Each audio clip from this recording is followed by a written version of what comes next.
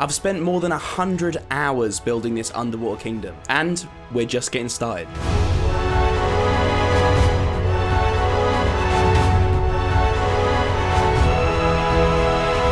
We're finally back working on my biggest project to date, the underwater kingdom. Last time, we created our ocean environment, added in copious amounts of colourful coral and plant life, and we built the kingdom's castle. And as you can see, there's still plenty of space in this world to build. So make sure you comment literally any and all of your ideas as to what I should include next. Now before we actually get into the video, usually with these builds I ask for a like goal for the next part or the world download. However, we're doing things a little bit differently this time. For every 1,000 likes this video gets, I'll donate $10 to the Ocean Conservancy charity, which does amazing work for protecting marine life. Now I've already made a personal donation, but this is your guys' chance of contributing by supporting me and donating to help keep our oceans clean. So, for example, if you get this video to 100,000 likes in 1 week, I'll donate $1,000 on behalf of all of us. So like the video and make me spend money. It's for a good cause. Oh, and actually, while you're down there, why not consider subscribing? Especially if you want to see more stuff like this. Okay, let's get building, shall we?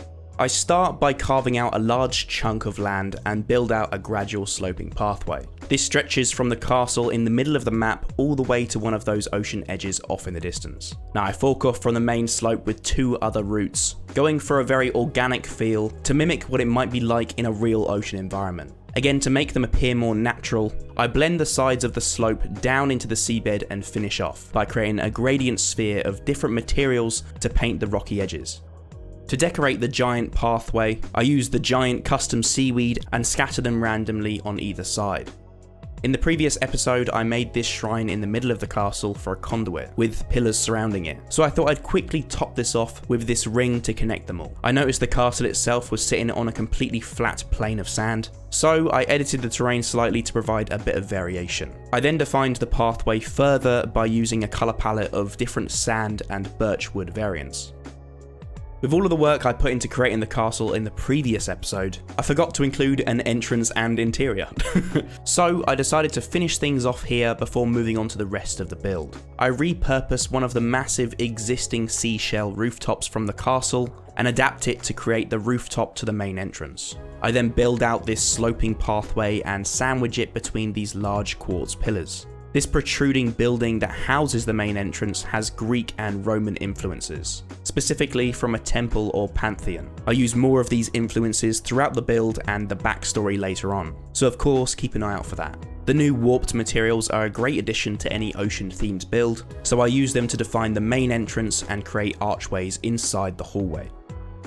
For the interior of the castle, there wasn't that much space to work with, but I decided to line the inside of the castle with white concrete walls. I then continue the same warped wood door archways on every side except the back, and connect the different entrances with a hallway that loops all the way around. Now from this top-down view, you can really see what I'm talking about a little bit more clearly. I then dig out the floor and line the walls below with sea lanterns to help light the place up. I use cyan glass for the interior circle wall and change the floor below to sand. Then in the centre, I build up a platform for Poseidon's throne. Now without spoiling a deep storyline that I've got planned for future videos on this kingdom, you can see that I'm creating a throne which is intended for Poseidon. In this world, the Mer people believe in a prophecy that Poseidon will return one day to rule, but for now they choose their ruler by other means, which you'll find out more about in future videos. Using the space I created earlier, I add in an aquarium into the entire floor around the throne. Because of course, Mer people need pets too. And while they await their ruler, the Mer people honour their true king, Poseidon, with a trident mural behind the grand throne. Using light blue wool, I plan a route branching off of the main pathway towards what will be the main district of the city. Not only is this satisfying to watch, it's a great way to begin planning a village or city. I've also made my life easier by marking out the placement of 4 main buildings with red wool, and of course continuing the path around these buildings, leading to further sections of the city.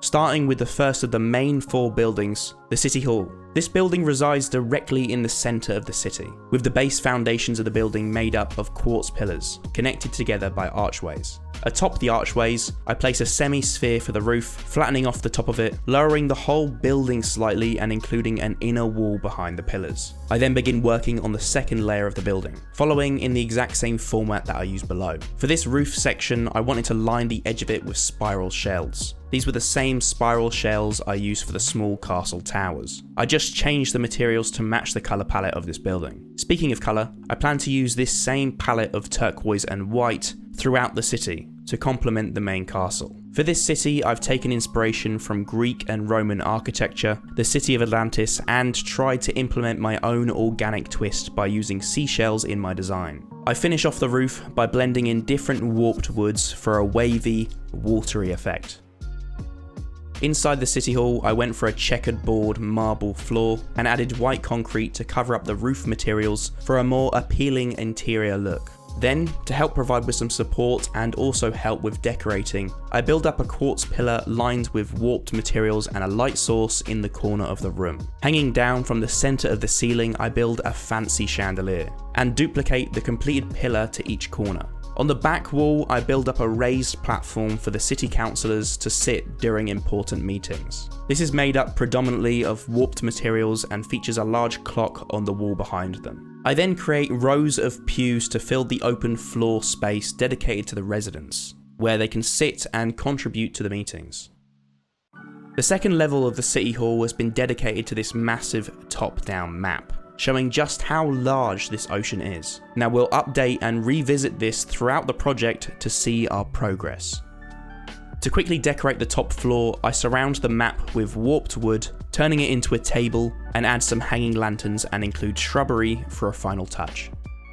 Moving on to the second of the 4 main buildings, the city needs some form of entertainment, so I thought I'd build an amphitheater. These structures derived from ancient Greek and Roman times, and were used for an assortment of events such as gladiator combats, the circus, and the theatre. They consist of multi-tiered seating in a semicircle, and in this case, a feature stage in the centre. As you can see, after I build the main stage, I build the back of the theatre using an assortment of sandstone, connecting it up to the sand either side, as if the structure had been sculpted from the landscape surrounding it. I've never built anything like this before, so I was pretty surprised with how well it turned out.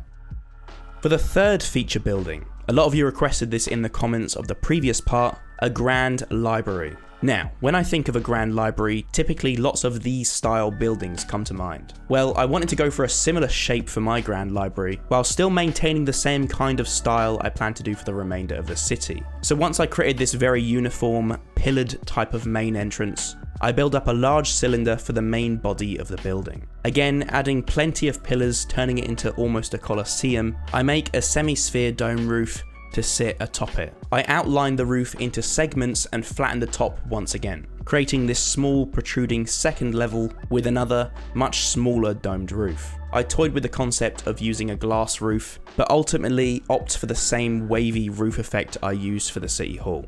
Before moving on though, I wanted this building to stand out a little bit more from the City Hall. So I decided to scrap the small dome roof and reuse one of the castle's seashell roofs by adapting the colour palette to blend with this building style. And yes, I did manage to use diorite as a building material and it not look incredibly ugly.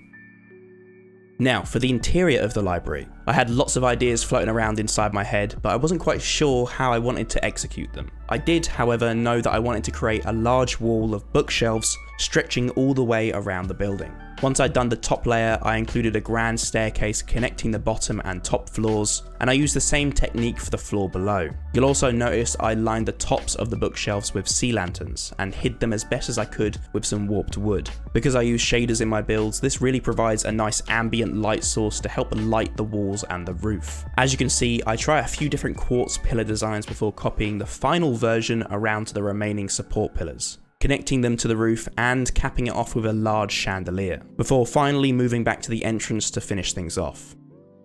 As you probably have noticed, the red wool layout I planned for this building was originally on a diagonal. However, I decided to build on a straight axis. This way, of course, it's much easier to build. It allows me to use World Edit to mirror the building design, plus it lets me create and add much more detail to the structure. I decided I wanted to go for a regular medieval fantasy style structure for the church, with the addition of my own ocean twist here and there. At the front of the church, I build up a protruding tower with plenty of long cyan stained glass windows. This tower stands far above the rest of the build and once again features one of those spiral shell roofs I previously used. Due to the height of this tower, I figured the foundations of the church need to be wider. So I bring the walled section out further and included another sloped roof, attaching it to the main building block. For the back section of the church, I build a taller protruding section to create that stereotypical church shape. Adding another harshly sloped roof, I move further to the back of the church and place another tower, incorporating another one of those shelves for the roof. I add the final intricate details and mirror them to the other side. I then add in the back wall and etch out a large stained glass window before finishing things up by varying the blocks on the roof and repositioning the building slightly. Now inside the church, I neaten things up and add a long turquoise carpet for the main aisle. I then start to add some intricate archways with lighting above, making sure not to draw too much attention away from the large window at the back. I paste the archways to the other side and add some support beams under the roof. Next, I add some sea lanterns at the bottom of the archways and some pews. Then I continue to the back of the church to create an altar with a lectern in the centre and a small coffin behind.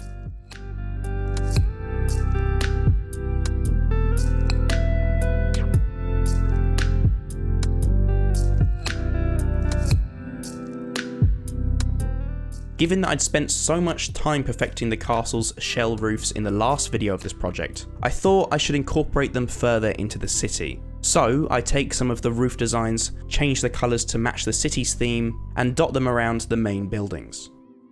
For the first shell building, I wall off the shell's main opening and edit the pillars either side. I then add a small stairway to an entrance on the right side, followed by a main doorway at the front, with some small windows to bring it to life. I place this Nautilus shell near a drop-off in terrain, so I start by adding pillars to help support it. I then place a round, columned tower in the shell's opening to act as a sort of watchtower near the village entrance, finishing up with a small window in the centre of the shell's spiral. I then start the final shell building by creating a base first, using another variant of that round, columned design I've used elsewhere in the city. Next, I place the shell on top and blend it with the building using a gradient of blocks, finalising things with a small outcropping with an even smaller shell roof, and of course, some windows. I reuse the Nautilus watchtower at the back of the city, given that I'm adding another entrance here. I create a long sloping pathway towards the plinth behind the city, which I have something really special planned for in a later episode. Now that we've got a great infrastructure, it's time to create the smaller buildings to fill up this city, and as you can see, I've got a lot planned for this place. To kick things off, I start with a small, round building, with that classic domed roof to tie in with some of the other designs in the city. I make sure I differentiate each building in subtle ways, with plenty of decorative touches and varying window placements. Across the path, I create a taller, square building on a diagonal to change things up a little bit. When creating a populated area like this, it's always important to challenge yourself to build on an angle and at different heights, so that things don't become too monotonous. So once again, I create another building on a diagonal, this time a little larger, still drawing lots of inspiration from ancient Greek and Roman architecture. I use the same design again, but this time I add a little height to the upper section and add a small tower on top of it. I paste in a copy of the small round building we made a few moments ago, but vary it with a different design up top, incorporating one of the shells as a roof. Next, I decide to create a sort of gazebo, including twisting vines in my column design and a beacon to light up and decorate the centre. I then create yet another diagonal building using a more open plan approach to keep things fresh. I add some finer details, windows, and an extra section up top with a second domed roof to finish it up. Next up, you guessed it, another diagonal building. This time I start with a small outcropping for the entrance before working on the main part of the building. I create a sloping roof that I mirror on each side, add in some windows and a little balcony. I then add an additional section up top with some more small windows. As you can see already, there are so many different types of buildings. You can only imagine all the different types of mer people who live here. I've got so much more planned for the story and the next structures in this project, and we haven't really got into how this all relates to the underground kingdom yet. Anyhow, for the next building, I reuse the circular design I created before and begin varying the top section, adding a tall open rooftop area. Moving swiftly onto the next building, I create a larger circular section sat on a sloping area of the city, pretty close to the castle. I add some different crenellations to accent my design, in particular this wide prismarine band around the centre of the building. I place down a domed roof and some small windows, topping it off with another classic domed rooftop area. I then move on to another diagonal building, creating a thinner and taller design this time. Sometimes something as simple as increasing or decreasing the height of a building can make it look so much more unique. Next, I add 2 roof sections, some finer details and windows. I then finish this one up with an entrance to the side. Now, for the next round building, which I try to vary with a slightly shorter bottom section. I create an ornate archway design to line the top section before adding a roof topped with 2 upper sections this time. One domed and one capped with a shell. From this view, you can really see how things are coming together, as I proceed to paste in a couple more building designs and make tweaks to change them up a little bit. Realistically, copying and pasting some of your designs can work really well to actually help make things feel more connected. Just remember to spread things around and make changes to the finer details of the design. For the remaining sections of the city, I repurpose some of the buildings I previously designed and create a few new designs to dot around.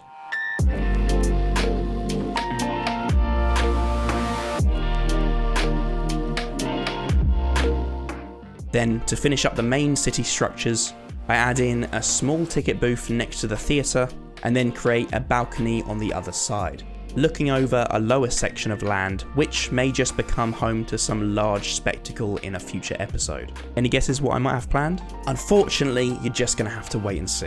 But for now, I tidy up the last part of the city and move on to the finishing touches. Moving to the back of the city, next to the church, I use the space to create a large graveyard. I design an ornate fence to house the area and add some small entrances connected by a path, still using the blue wool to act as a placeholder for now. I then add a wide variety of gravestones and a small section that has been dug up to create a new grave, finishing things up by placing in some grass to decorate. Now, as you saw from the first video on this project, I created some custom seaweed to place around the kingdom. I use the same seaweed now to decorate the area around the castle and break things up a little bit. Because I made the castle on such a grand scale, I had to build some giant kelp to create a more dynamic seascape, as the custom seaweed wasn't quite enough. I used red and orange wool to sculpt a relatively basic design before replacing the whole thing with green, concrete and terracotta variants. I paste in the kelp at varying heights among the seaweed, around the sides of the castle and along the main pathway. I then move to the back of the castle and add in some more giant kelp, since we have quite a lot of space around the back here. I fill in the blank space with custom seaweed, moving from the largest to the smallest variants to wrap things up. Finally, to finish this part of the project, I begin to decorate the main village. Now this was actually really tricky to do, because this world is technically not underwater. This is because the map is literally so huge and there are elements that would get washed away by the water if I were to add it. Perhaps it would make a fun video for the second channel someday. So, to get around the lack of water and add normal coral, I had to use a command to randomly place waterlogged sandstone slabs, followed by a command to put coral on top of those blocks. This way, when the coral is placed, it won't die out. To get a smaller seaweed effect compared to my large custom pieces, I used grass blocks to add grass tufts, and then replace the grass blocks with sand. As you can tell, decorating the village with these in-game items was fiddly, but it worked. And with that, this segment of the build is complete.